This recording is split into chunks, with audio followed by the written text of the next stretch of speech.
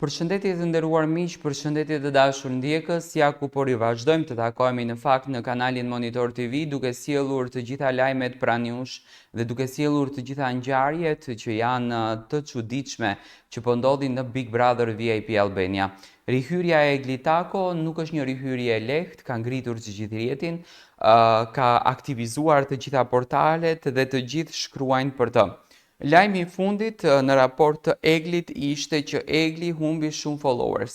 Konkretisht nga Instagrami i saj, Egli ka humbur 17.000 followers nga numrimi që ne kemi arritur të bëjmë deri më tani dhe kjo vije si pasojë që Egli nuk vazhdoi marrëdhënien dhe krijoi një lloj, le të themi, dozës të urrëties ndaj gjestit.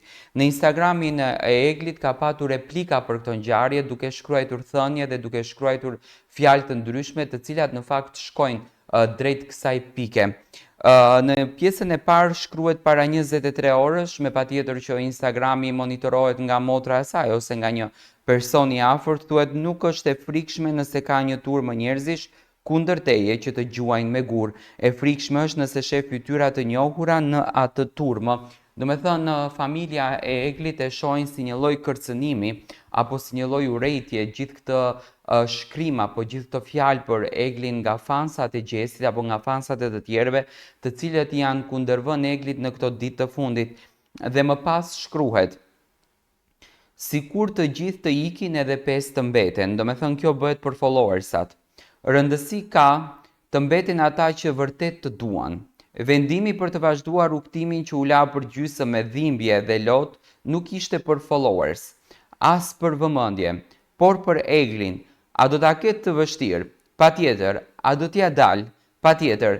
Ne kemi besim dhe do jemi pranë saj sepse kështu mendojmë se duhet bërë me familjarët dhe miqtë, t'i gjindemi pranë kur kanë të gjithë botën kundër. Do me thënë, ky është shkrimi të cilin e kanë bërë familjarët të Eglit, të cilët janë në fakt rënjësisht të lënduar nga fakti përse shqiptarët krijuan kaq hakmarrje kundër drejt Eglit, kaq urrëtie kundër drejt Eglit, kaq mllef kundër drejt Eglit. Ato mendojnë se duhet të japi më shumë dashuri, duhet të japi më shumë moment, që dhe Egli të tregoj vlerën e saj, që dhe Egli të tregoj njeriun e saj, që dhe Egli të tregoj arsyen përse ajo është rikthyer, pa marrë parasysh që po bëhet një hakmarrje apo është ngritur një lloj proteste që Egli të hiqen followersat. Për këtë gjë nuk jam dakord, e kam thënë edhe në live-in tim, sepse nuk ka lidhje. Ajo është një profil publik mbi të cilin Egli publikon dhe reklamon punën e saj, projektet e saj, arsyet e saj, dhe nuk është në një hakmarrje që ne mund t'i bëjmë ndonjë njeriu tjetër. Unë jam pro dashurisë, por Egli dhe gjesti do të bëjnë atë që ato ndjejnë në fund të ditës, në shpirtin e tyre. Nëse Egli ndjehet e kërcënuar apo e ofenduar apo e neglizhuar apo le të themi e shkelur nga ana e gjestit, është e bukur që të ulet edhe t'ia shpjegon. Jo më kot krijuesi në këtë botë ka dhënë sqarimi nuk është kot.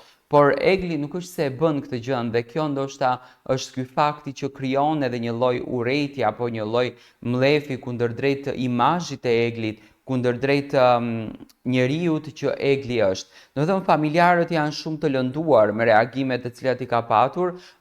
Shqiptarët apo fansat, po jo vetëm fansat, po të gjithë njerëzit kanë qenë shumë kureshtar të dinë shëndetin e Eglit, të dinë njeriun e Eglit. Egli nuk është se foli në momentin që doli nga Big Brotheri, do me thënë ka shumë pika që mund të kenë ndikuar që i ka lënduar kaq shumë fansat, që fansat të bëjnë këtë reagimin.